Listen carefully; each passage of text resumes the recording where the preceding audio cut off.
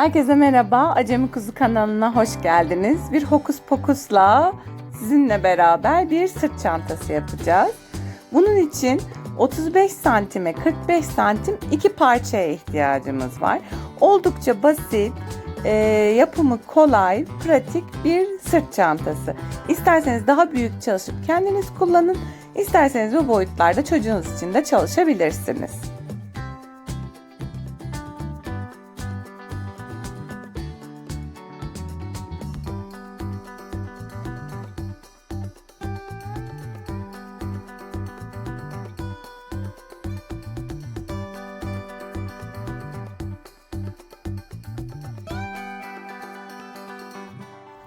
Ben kumaşı katlayarak kestim. Böylece kesim bittikten sonra ikiye böldüğümde 45'e 35 iki tane parçam oldu. Siz isterseniz ayrı ayrı da kesebilirsiniz.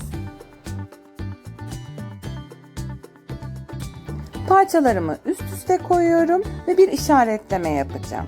Mantığımız 5-2-5 santim. Üst tarafına koyduktan sonra işaretleme yapıyorum. 5-2-5, 5 santim. 2 santim ve tekrar 5 santim. İşaretlememizi her iki tarafa da yapıyoruz. Burası kolları geçireceğimiz yer için boşluk ayırmak amaçlı yapıyoruz bunu.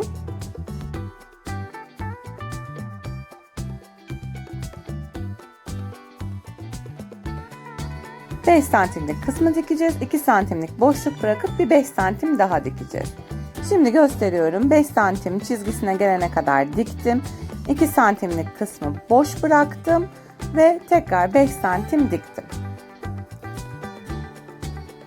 5 santim diktim. Burası boşluk. İpini kopardığımda boşluk kalacak. Şimdi aynı şeyi diğer taraf için de yapacağım. Çizgilerim arkada kaldığı için döndürüp diktim. Yine 5 santimimi dikiyorum. 2 santimlik kısmı boş bırakıyorum, dikmiyorum. Ve çizgiden 5 santim yukarıya kadar tekrar dikiyorum.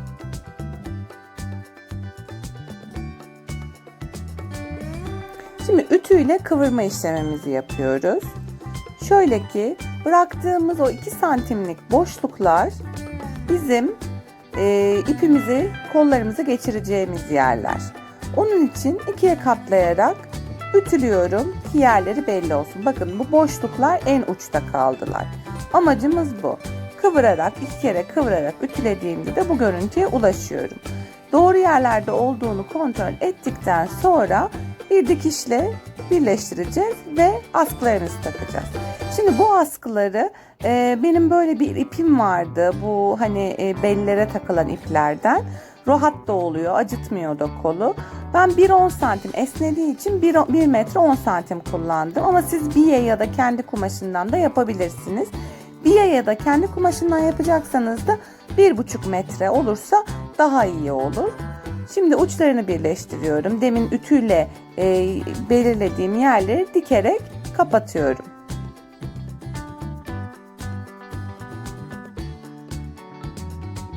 Şimdi çengelli iğnemize takıyoruz. Kol olarak kullanacağımız parçayı ve bütün hepsinin etrafından geçiriyoruz. Yani girdiğimiz yerden çıkana kadar ilerletiyoruz.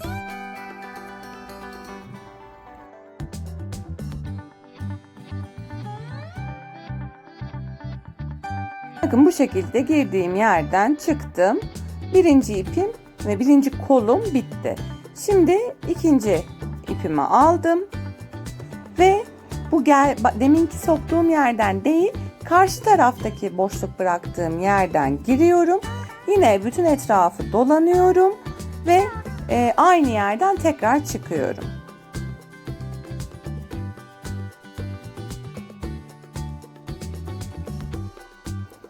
Şimdi iki tarafı da tamamladım. İki askı da bitti. Tamamen sağa girdim, sağdan tamamen dolandım ve çıktım. Sol da aynı şekilde.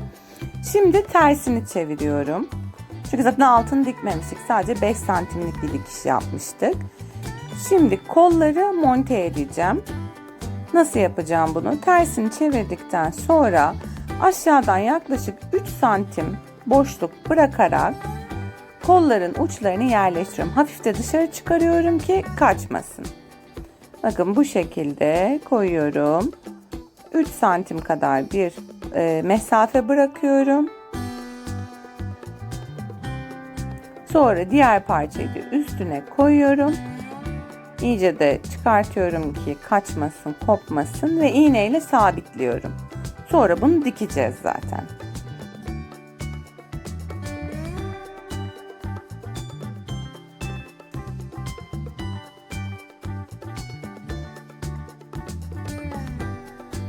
Aynı işlemi diğer kol için de yapıyorum.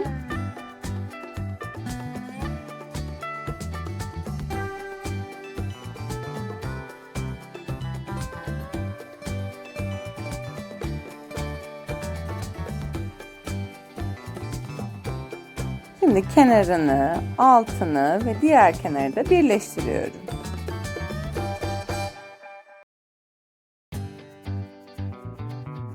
Zaten bir 5 santimlik dikişimiz vardı.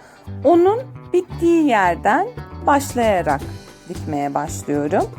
Şimdi geliyorum. Evet, kol olan kısma geldiğimde iğnemi çıkartıyorum, düzeltiyorum ve içine bir şey koyduğumda ağır geldiğinde kopmasın diye birkaç kere gidip geliyorum, pekiştirme yapıyorum ki kolumuz kullanırken kopmasın.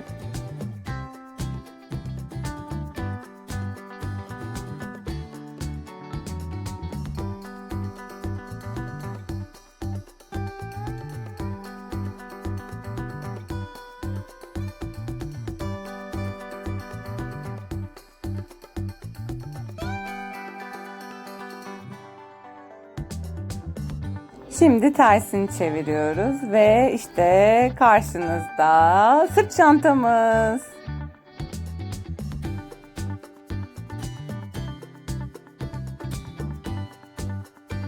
İşte yapımı bu kadar kolay, pratik ve çok kullanışlı bir çanta. Bunu ister anne çocuk olarak çalışın, ister kendinize, ister çocuğunuza. Çok da güzel bir hediye de olabilir. Umarım faydalı olmuştur. Lütfen beğenme tuşuna basmayı, yorum yapmayı ve kanalıma abone olmayı unutmayın. Hoşça kalın.